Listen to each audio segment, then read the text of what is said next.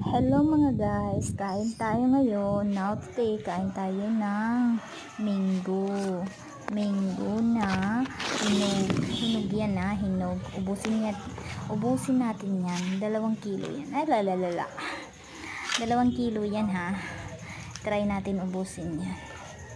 Kasi ako pa naman yung taong napakahilig kumain ng minggo.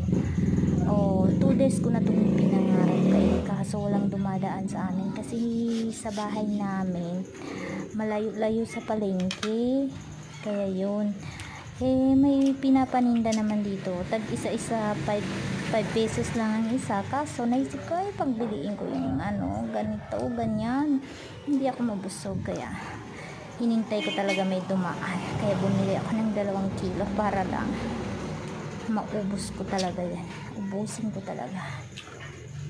Sarap.